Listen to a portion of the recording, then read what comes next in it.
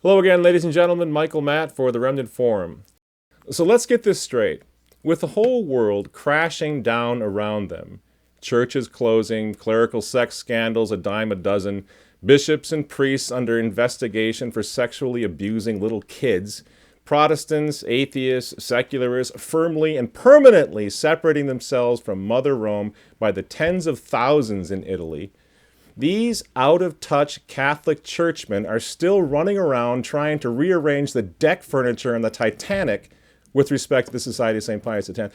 I don't understand it. Chris Ferrara, who joins us from his home in Virginia. Chris, can you help us understand what seems to be outright hatred for all things traditional Catholic on the part of these churchmen? Mike, I'll be happy to do that, Mike. But let me say something first about these shows that we're doing together. I don't know how the viewers think, but for me, this is therapeutic. And what I'm hoping is that when you and I get together and talk about these things, and we're only laymen, we don't have any authority in the church, but we do know the faith well enough to speak about it and to point out when something is going seriously wrong. But I hope that the listeners to the show consider this a kind of group therapy for all of us. And I hope that we're saying some of the things that they're thinking and that we're providing them with a kind of lifeline to sanity, which we ourselves are looking for as these crazy developments come one after the other in rapid succession in a church that seems to have become a merry-go-round that is going faster and faster and faster. No, that's exactly right, Chris. I agree with you. Hopefully that's the way it comes off. I just used a reference to the Titanic. The ship is going down, and all of us are scrambling. We're not setting ourselves up as the ship's captains or anything else in authority. All of us are scrambling to try to make sense of this and try to kind of keep our souls in sanity during this incredible period. Well, speaking of the Society of St. Pius X and their, at this point, absolutely preposterous situation vis-a-vis Rome, it's like an episode of Wheel of Fortune. Someone in the Vatican spins the wheel, and then we figure out where it's going to land this week. Excommunicated, not excommunicated, full communion, partial communion, medium communion. Get out of here. I mean, where is the wheel going to stop tomorrow? I mean, Make up your minds. We have this society being invited by the Archpriest of St. Peter's Basilica, Angelo Comastri, to say Mass at one of the altars in St. Peter's. That was in September. And a couple of weeks ago, last week, the society was given permission to say Mass at the altar of the shrine at Lourdes.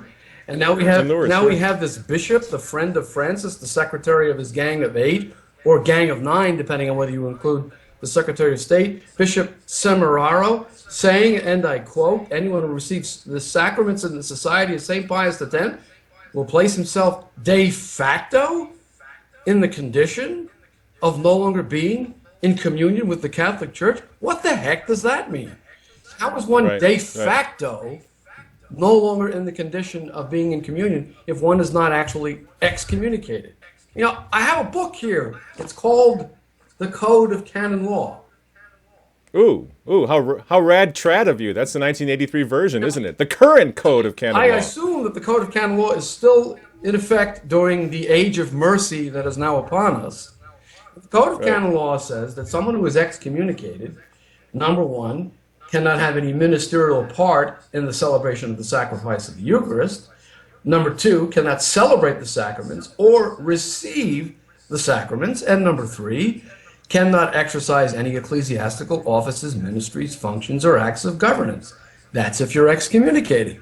Seems to me Pope Benedict lifted the excommunication of the society's bishops so that the opposite is true.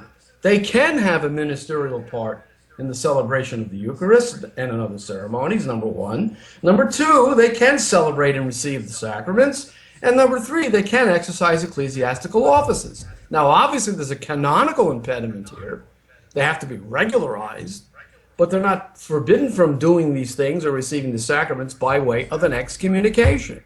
That is gone. Now the problem is technical and canonical and involves the regularization of the society, which could be accomplished by a single decree executed by the Pope, there being no longer any excommunication to act as an impediment. And yet this bishop in Italy now invents a new delict, as the canonists say. He now creates this idea that one can be de facto in a condition of no longer being in communion with the Catholic Church. This is utter nonsense. They're just making it up as they go along at this point.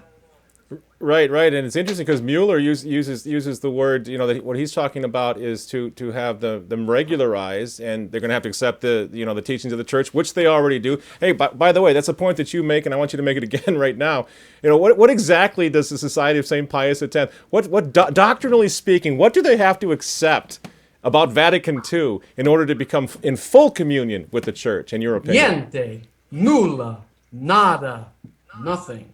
I mean, I always say when I'm talking about this situation that if I had been a fly on the wall listening to the initial discussions with the Vatican, it would have been interesting if someone had said, well, why don't we begin with a list of the doctrinal propositions Vatican II enunciated that would require the assent of Catholics to a proposition they did not have to assent to before Vatican II. Let's have the list. Quote the propositions from the documents of Vatican II that we must now assent to, that are different from what Catholics always believe. The answer would be, obviously, there is no such list. So I would have said if I were there, well, great, let's go have lunch because the discussion's ended. I mean, this is more of the nonsense that we've had. What are they talking about then? What do they want? I mean, are they demanding that the Society of St. Pius X accept that spirit of Vatican II, which sounds a lot like Benedict's Council of the Media, which he said destroyed the Mass? So what do they want them to accept about Vatican II? I mean, Jim Vogel, a friend of yours and a friend of mine at a conference last year, the Catholic Identity Conference, actually made an interesting point. He said, if you're talking about doctrinal issues, the Society of St. Pius X accepts way more of the Second Vatican Council's 16 decrees than the vast majority of diocesan priests and bishops in the world today. Very good point, especially when it comes to the nature of the ordinary magisterium, papal primacy. There are a number of traditional statements of doctrine which really recapitulate what the Church has always taught in however, a more verbose fashion. But there are traditional classical statements of Catholic doctrine in those documents, and ironically enough, we can now cite those documents against some of the crackpots that were running around at the synod. This is how ridiculous the situation has become. Now, this decree by Bishop Semeraro, and here's where the group therapy comes in, folks. I hope you're all empathizing with me as I discuss this. He now says, not only does he create de facto non-communion with the church by the wave of his magic wand, he also says, and you read it, but I'll read it again because I can't believe it, a readmission to the Catholic Church must be preceded by an adequate personal path of reconciliation according to the ecclesiastical discipline established by the bishop. In other words, he's declaring that these people are no longer Catholics, and he's going to invent some program in his diocese to readmit the Catholics who dared to receive the sacrament of Holy Communion from a Pius X priest. And yet the Vatican allowed a Mass in St. Peter's Basilica. Are all the people who received the sacrament in St. Peter's now excommunicated de facto? What about the ones at the Basilica at Lourdes? Are all those people now outside the church de facto? Will the dioceses in question, Rome, and the diocese where Lourdes is located, whatever diocese that is, what is it? Are they going to have a program of readmission to the church to be devised, to be announced in the future by some bishop? I mean, how much more absurd can this situation become? In a church that is beset by, as John Paul II said, silent apostasy, where about 90% of the Catholics in Western Europe are really the ones who need a program of readmission to the church. This is just ridiculous. No, Chris, I had an encounter with an Anglican priest. Actually, he might even have been a bishop. Anyway, he was a churchman in the Anglican Church a couple years ago. He was on his way to Rome. This was during the reign of Pope Benedict. And he was going there to try to resolve, to find some kind of entree into the Catholic Church, as you'll recall. And I remember him saying, I said, do you think you're going to experience success? The Anglicans coming into the Catholic Church, is this something you expect to happen? You know what his answer was? So long as Cardinal Casper doesn't get in the way. So what we have is a church that Vatican higher-ups who have demonstrated precious little concern for schism, Chris, or for even heretical groups all around the world, Protestants, atheists, whatever. But for some reason, they are just so darn determined to fix this schism, quote unquote, of the Society of St. Pius X. What explains it? They don't care about any other schism. As a matter of fact, they're blocking schismatics who are trying to come back into the church, such as the Anglicans. It's amazing that in the newly arrived age of mercy, everyone is being welcomed into the church, and no one cares about legalism. But when it comes to the Pius X Society, out come the law books, and out come these casuistical interpretations of communion with the church, and out come the positively pharisaical invention that we're seeing with Bishop Semeraro, this invented idea of a de facto non-communion with the church where there's no excommunication.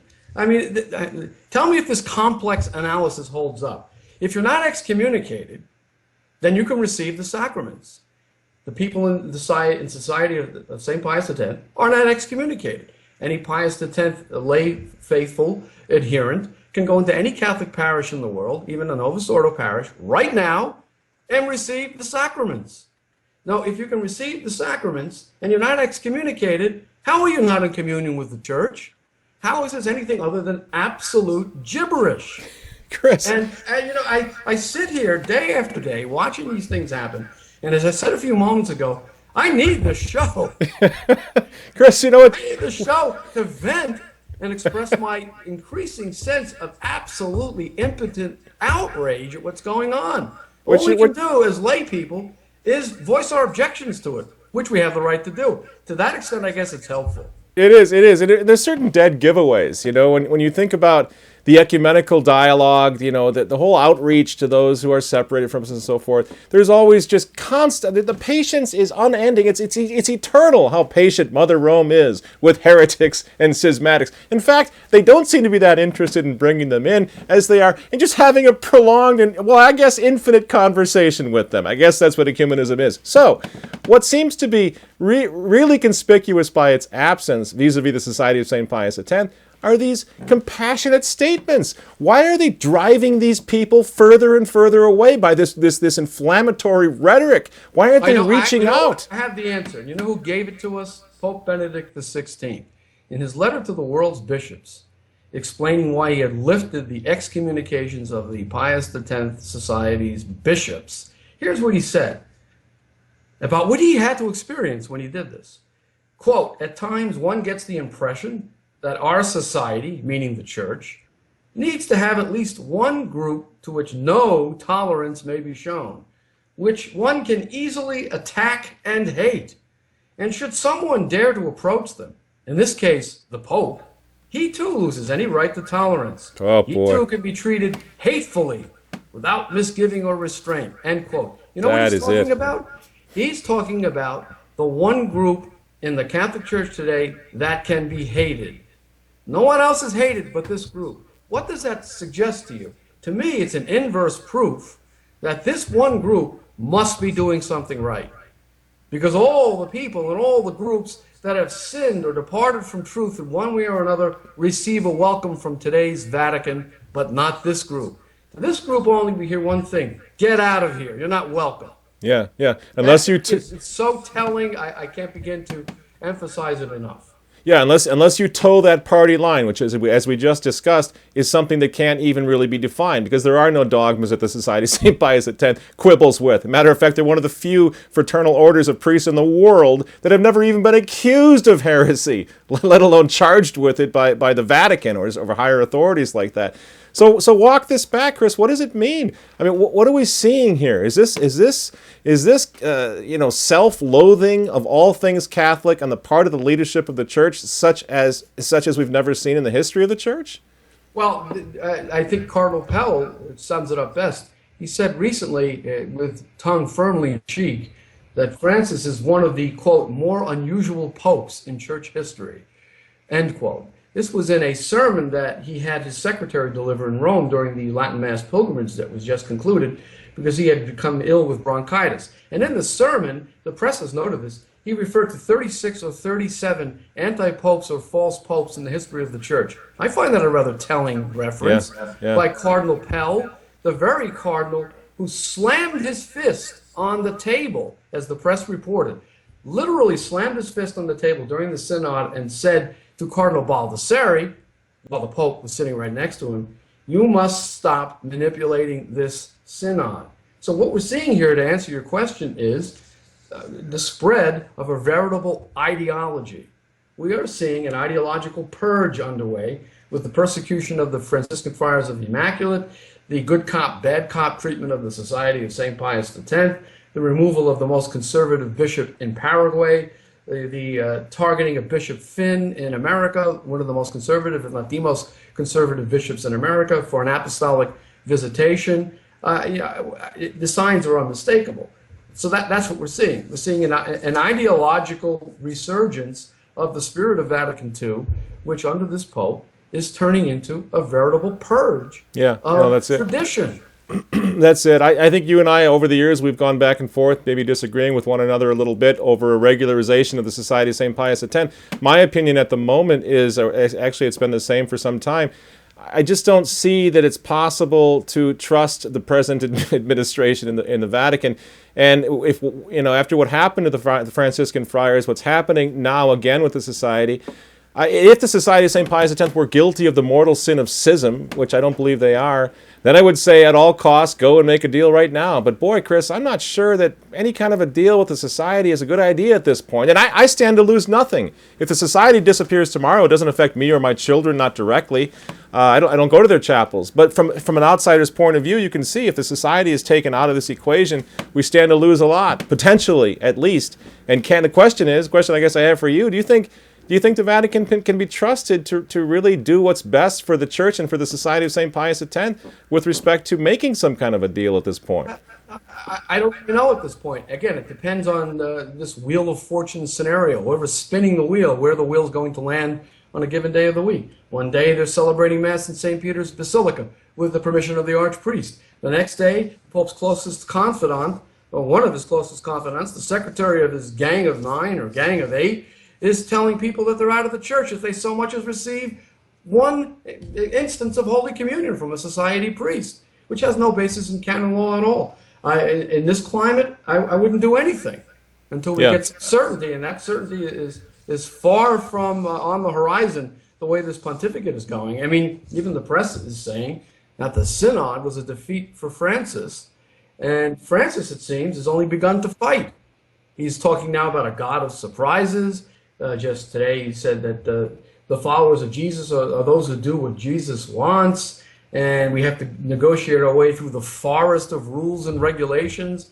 This has been a consistent theme of his. He wants to get rid of the rules and regulations that stand in the way of what is obviously his program of radical reform in the discipline of the Church. And yet, while he condemned legalism and Pharisaism, in his final address to the Synod, he cited no fewer, Father Hunwick noted this, no fewer than 5 provisions of the same code of canon law I just held up on the supremacy of the Petrine office. I mean, can you, I mean, is this for real? Where are we going? Yeah, exactly. Chris, we don't have a ton of time left, but something occurs to me here. You're a lawyer, and I want to ask you a question about the spirit versus the letter of the law. Now, sometimes people will start citing the spirit of the law as justification for them to do whatever they please, and I understand that's a concern. But when you get to this point, crisis in the Church, is it fair to appeal to the spirit of the law? In other words, to say, okay, the law is in the Church in order to protect the faith. When following the law, when I'm following a Cardinal Mahoney, or even now, name your favorite heretical or heterodox cardinal or archbishop, if I'm following one of these guys, and not only my faith, but the faith of my children is jeopardized by doing what he says we're to do, doesn't that begin to violate the spirit of the law by following the letter of the law? Well, the first law of the Church, and it's reflected in the Code of Canon Law, is the salvation of souls. And yes, you should appeal to the spirit of the law, which secures the salvation of souls, when the letter of the law is getting in the way. But what is happening here? A total inversion. And inversions, as we know, are diabolical. What is happening is the spirit of the law is appealed to suppress the letter of the law, when the letter of the law is correct. And then the letter of the law is appealed to suppress the spirit of the law, when the spirit of the law is trying to assert itself. As we see in the case of the good priest of the Society of St. Pius X, For example, with their massive reparation in Oklahoma City, which, by the way, even Father Z views favorably. Go to his blog, you'll see that he raises an interesting question. Don't we really need what the society has to offer according to the spirit of the law? No, say those who otherwise condemn legalism. The letter of the law says they have no canonical mission.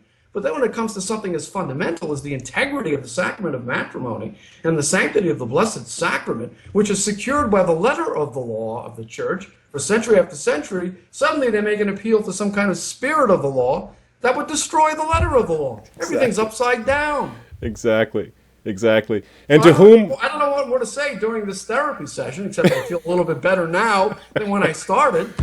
No, I don't know what's happening.